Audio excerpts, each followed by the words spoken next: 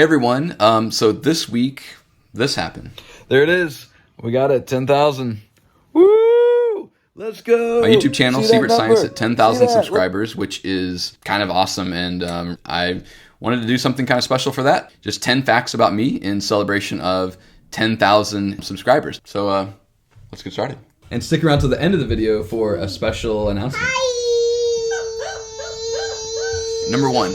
I actually almost gave up on making YouTube videos completely pretty early on in this process. Pre-pandemic, I'd made a couple videos that I assigned as homework, students took notes on them, and then in class we got straight onto the work and the practice that went along with that content. But the thing is, as a full-time teacher, you don't have a lot of time to make videos and that sort of a thing, so I didn't really stick with it. The pandemic hit, and suddenly we went to fully virtual learning, asynchronous, meaning I didn't have any face-to-face time with students, and I thought, well, it would be beneficial if my students at least got some face-to-face time with me and they could see me explaining the concepts that we were learning that last quarter. So I remember I was sitting here at my desk and I had my stuff pulled up to make a video, but it had been a couple years since I did so, and I just couldn't get the program to work right. My computer wasn't cooperating with it, and it was also kind of eating into my family time, but I was like focused on trying to figure this video thing out, and the hours sort of ticked away, and I got really frustrated and upset, and I just thought, you know what?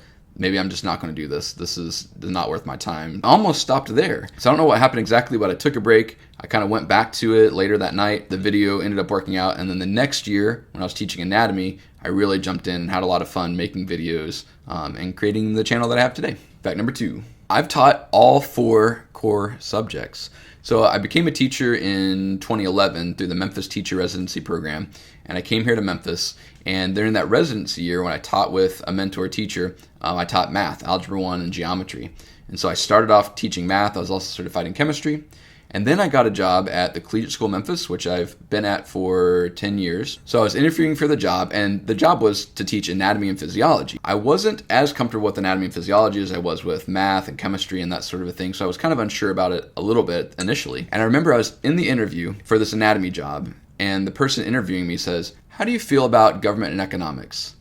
And I literally did the thing that you see in movies where like you open your mouth and nothing comes out and you kind of do like a double take. I did not see that coming at all. So they were hiring for the first 11th grade teacher, and so they needed somebody to teach the science, anatomy and physiology, and the social studies, government and economics. And I did not know a lot about government and economics, but I ended up taking the job. I taught government and econ for that 1 year, and then after that I added on physics, so I had anatomy, physiology, and physics, and then eventually AP chemistry, and enjoyed teaching science ever since. Until a couple years ago where I decided to try to teach an English class. I taught a sci-fi and fantasy English class, which turned out to be super fun. We read books like Octavia Butler's Dawn and Steelheart by Brandon Sanderson and Cemetery Boys by Aidan Thomas. So yeah, I've taught all 4 core subjects and health and a medical physiology class and just a bunch of stuff. Number 3, I write stories. I'm a writer. It feels weird to say it sometimes. I've not written any full books, but I've written a lot of stories and I've had a few published. My first published story is called Haunted Mansions Are Never Wheelchair Accessible. It was published in The Arcanist, an online literary fantasy and sci-fi magazine, and also in this paperback book. And it was about a guy in a wheelchair who goes to a haunted mansion and the ghost is trying to mess with him by bringing up all this disability stuff, but he's kind of already moved on from that. And sort of calls the ghost out and says, "Hey, these aren't my big fears anymore. I've moved past this in my life. You need to get it together and do something better." And so it's a little bit of a commentary on my own disability, my own experiences, and even though I'm not a ghost hunter and that sort of thing, but it was a very personal story. My second published story is called Kalia, and it was published in Beneath Strange Stars, and all the proceeds went to a charity. It was a really cool project. That one also explored disability and also this idea of physical manifestations of our own like disabilities and stuff that kind of follow us around, and how do we deal with that. But my favorite writing project is this one, Malfunction Junction. It's a bunch of Memphis stories. Basically, me and a bunch of writer friends got together, put these stories together, made a book. I got to do the cover design, which was a lot of fun. We self-published this anthology. I've got 2 stories in here, one about the Green Line, which is this weird metaphysical tale about family and what it means to be an adoptive parent or adoptive kid, as well as a story about going to a wheelchair basketball practice for the first time after being newly injured, and just all of the thoughts and emotions and stuff that go with seeing other people who have the same disability but are still living active, engaged lives, and just how meaningful that experience can be. And now a bunch of us are working on a sequel to Malfunction Junction, so be on the lookout for that soon. Number 4, I have a spinal cord injury. Actually, my first video on this YouTube channel was me explaining part of my disability. The video is not that good. I need to remake the video to make it better at some point. But it was all about my spinal cord injury. Quick recap of that: when I was 9 years old, me and my parents and my grandma, my dad's mom, we were driving to go visit family. It was really early in the morning. We got into a car crash. Our car hit a stoplight pole at a T intersection. And during that collision, basically when I went forward with my body, the spinal cord, those nerves that run between the vertebrae on the spine, those were stretched and twisted, basically damaged so that the action potentials, the signals from the brain, can't make it all the way down to the bottom half of my body. When they get to that spot in my spinal cord, they just stop. So that resulted in me not being able to use my legs to walk, and so I've used a wheelchair ever since then. But that, at this point, was like 20-something years ago, and I've got lots of thoughts about disability and identity and all that, but now's probably not the time to get into all of that. Maybe that'll be another video later on. All right, fact number 5, I have an awesome family. I'm a husband to Carol and a dad to Alondra, and actually, they're right here, so let's go take a quick field trip and see what they're up to.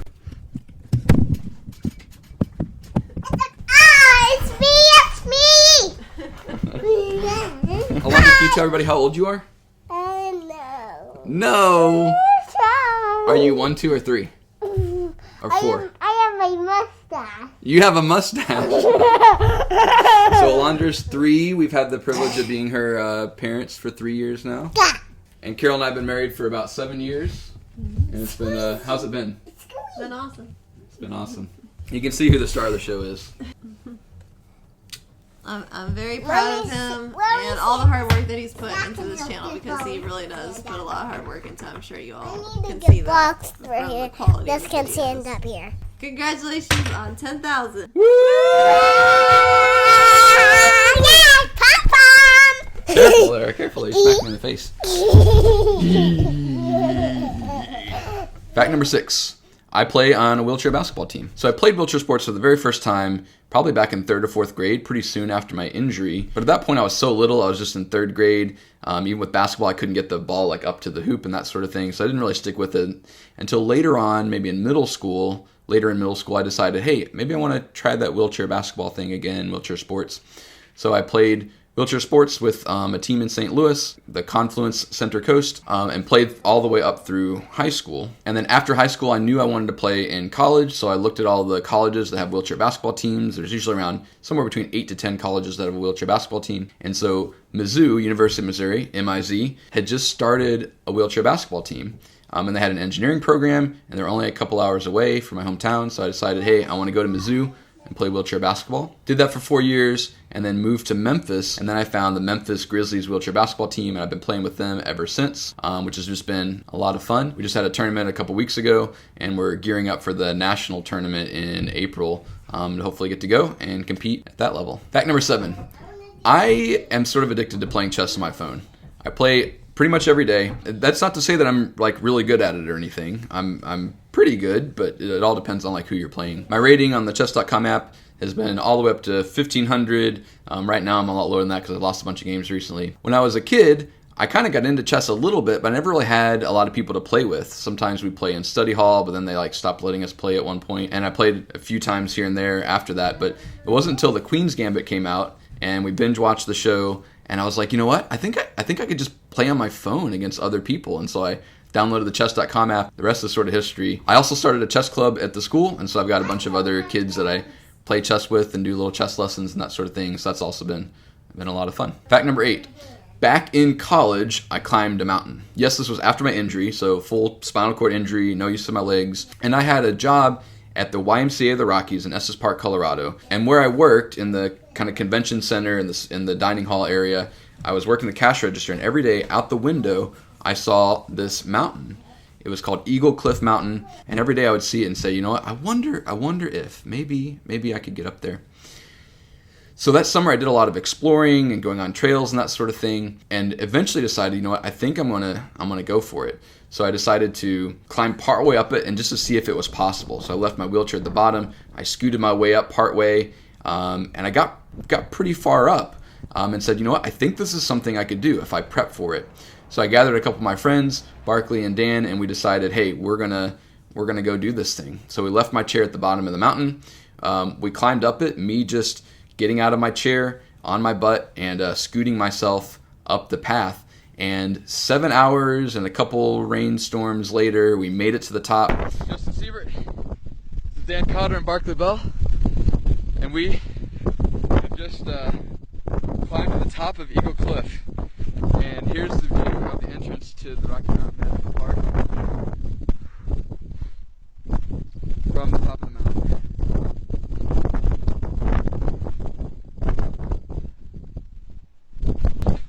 Thanks for watching the video. See you next time. And it was a really cool experience. Fun story, on the way back down, we lost my wheelchair. We left the wheelchair at the bottom. When we got back down, we'd come down a different spot and we couldn't find the wheelchair. So we had to go ask for help somewhere in the park and to get that. That's probably a story for maybe another video. Also, this is an experience that I'm pretty sure I never want to do again.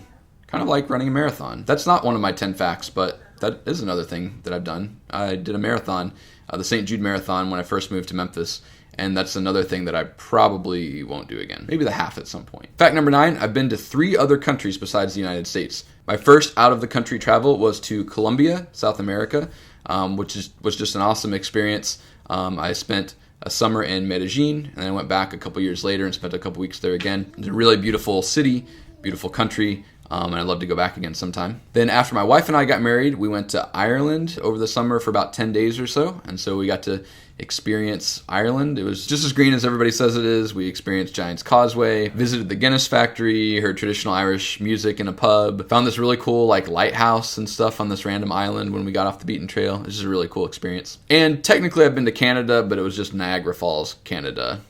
So that kind of barely counts. And finally, fact number 10, I really like getting YouTube comments. In fact, I've gotten a lot of really sweet comments from people who watch a video, they're trying to learn science or study something for their class, and they say, hey, this video really helped me and stuff. And so you can see some of those comments here. That's one of the coolest things about this, is just hearing from people who are trying to learn and knowing that maybe I've had an impact in their learning journey, even if it's a small one, the night before a test. So if you've watched any of my videos and found them helpful, thanks for being here. Thanks for subscribing.